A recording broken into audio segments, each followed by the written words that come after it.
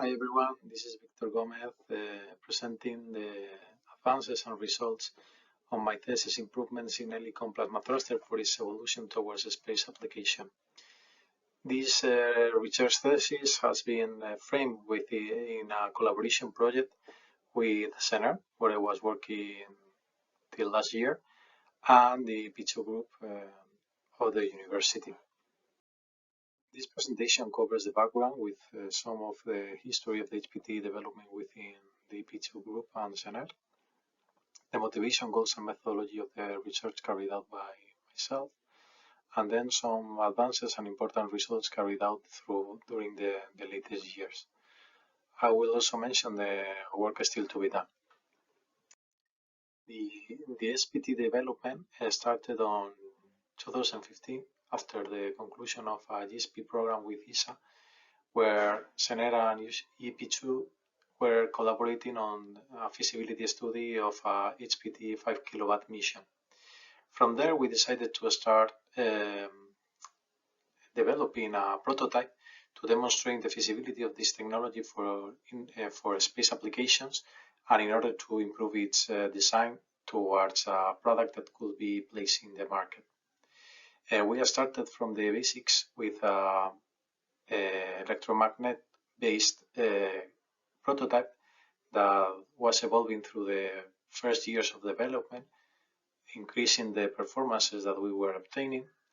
Then we decided to go for a permanent magnet result with an HPT-05 modified prototype, where the performances were improved. And also we decided to go for a solution with permanent magnets in order to make it feasible for a space application. In the latest years, 2 projects were granted to support the activities of development of the thruster. Once an SIGSTP program and then an Horizon 2020 project called IPATIA, which covers the development of the thruster from its preliminary breadboard model to an EQM model. My thesis covers partially both of these latest projects, where we have been developing the thruster and obtaining some results of its performance. I here explain a bit of context of the 2 projects that have been carried out within the frame of the thesis. The first GSTP project was born to develop the thruster up to an EM model, including permanent magnets on his first version, and also an electronics unit associated to it. Then, after the consecution of this project and the first preliminary EM model, HPT-303, we were granted with an Horizon 2020 grant to develop the IPATIA project in collaboration with several other companies in Europe.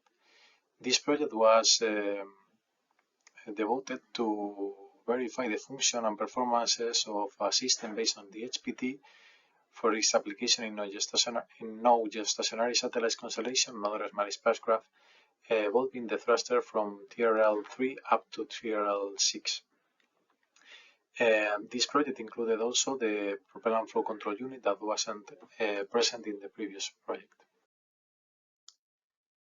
The motivation for the research was born within the frame of the development that I have already explained, mainly focused on the thruster unit. The goal is to obtain a thruster unit that is able to give more than 10 millinewtons with more than 800 seconds of a specific impulse and above 20% of efficiency. This will place this technology within the market with very attractive performances for a new concept, which reduces risk in other concepts with respect more consolidated technologies. The methodology that has been followed is associated to the industrial development and is based on 3 lines. One devoted to the manufacturing of the models that are to be developed and qualified. The second line, which is the design line, following a common life cycle for different space subsystems. and a research line with different set of activities, which include also this research activity. Here we can see the initial results that I obtained within the frame of the research. I explained these results last year as well. Firstly, we were focused on the electronic response of the thruster, which was important to characterize the overall system response, including the electronics.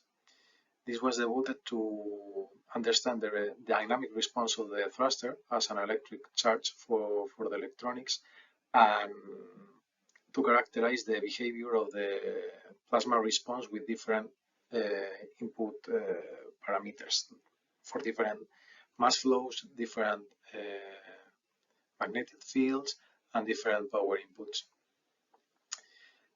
Once we characterize the thruster, we decide to continue with the design definition based on a magnetic topology with permanent magnets. This implied the evolution from electromagnets to magnets, trying to have a similar topology in concept for maintaining the magnetic nozzle, which is one of the main features of the thruster, but also reducing some of the weight and simplifying the system a lot, trying to make it as compact as possible. Since the first iteration with this preliminary and prototype wasn't good in terms of performances, we weren't able to operate in the range that we were supposed to operate, we decided to go for new prototypes departing from the experimental results we had with the coil-based prototype. This gave birth to two prototypes, the Gandalf one and the variable magnetic assembly one, which are different implementations with different magnetic topologies and a setup of the different elements in order to maintain the baseline concept of the EM, but improving the performances that were obtained with it. Then after that, we perform a system integration, which included also the electronic and the mass flow control unit that was developed within IPATIA, obtaining the preliminary functional chain results that I have shared with you. Here we can see that we were able to ignite the thruster using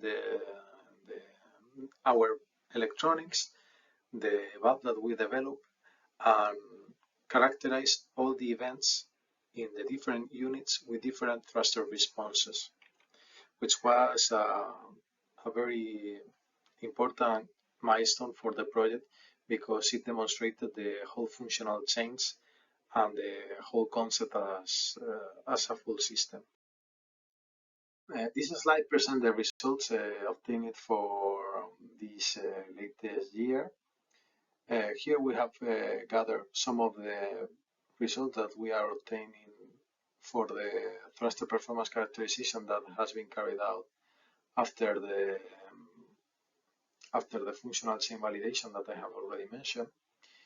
Here what we have used is the thrust balance that Mick developed for the chamber downstairs in order to evaluate the implementation of the thruster unit.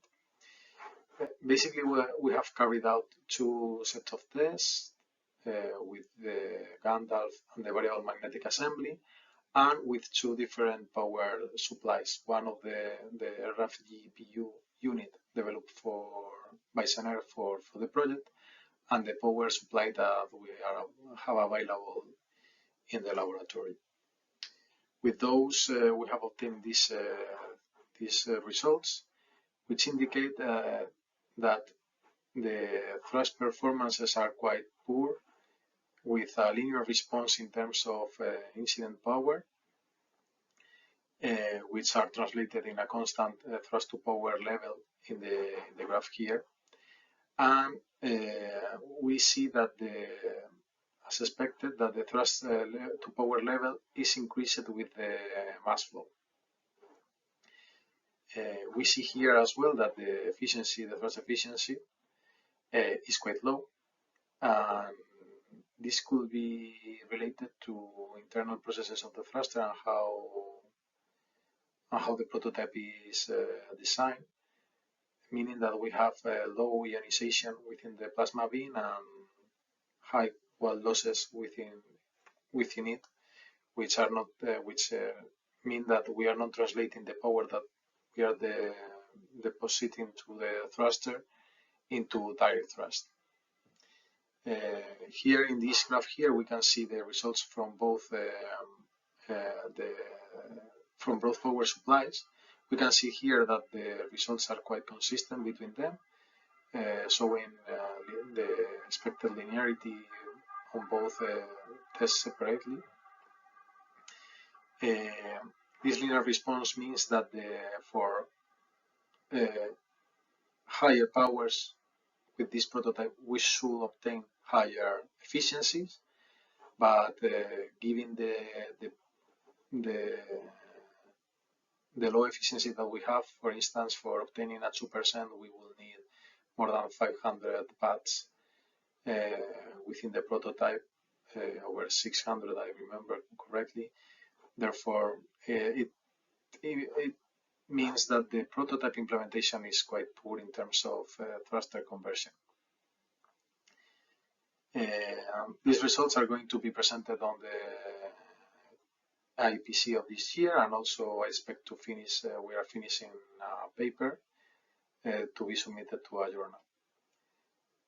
In addition to that, this year we have finished the system design iteration for the final version of the Hypatia subsystem, and we have included within this research some of the activities related to that, which are related to the definition of the control loop for the electronics during operation, which are two controllers, one for the matching impedance of the thruster and one for controlling the power given during the experiments.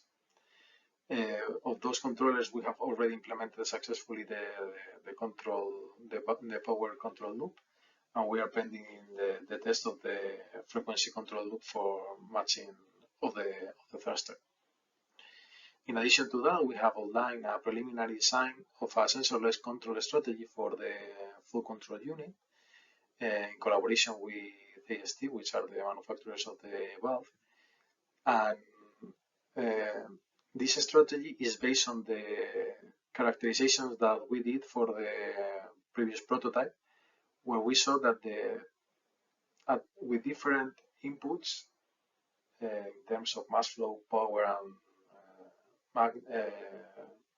magnetic field, which for this prototype is fixed, so it's not a variable, we can control, or we have a deterministic response in the thruster, which means that given the feedback signal from the thruster electronics, we are able to control the flow valve, removing some of the sensors that are included within this valve, which will have a good impact in the overall system, because it will reduce the cost of this unit and improve the reliability by removing one of these components. Within the iterations, we also support the design of the EQM, which is this model that you can see here, that has been already assembled in CENERT last week, if I recall correctly. Here the work to be done. We have to publicate these thruster results that I have shown you with the first prototype. We have been preparing a paper that will be also presented in the APC. Then we will conclude with a journal paper to be finished by the end of this month. Then some further publications are to be made for the second prototype results that have to be processed, and also to document the thruster electron response and control design, which I think is quite interesting from the system point of view. To finalize, I have to write the thesis, which is the most time consuming and the most hard part of the research, but I committed to finish it as soon as possible and end this research as soon as possible. And here concludes my presentation. For any suggestion, comment, doubt, don't hesitate to contact me or write me through this email or try to contact me through LinkedIn. Many thanks for your attention and have a nice day. Ciao.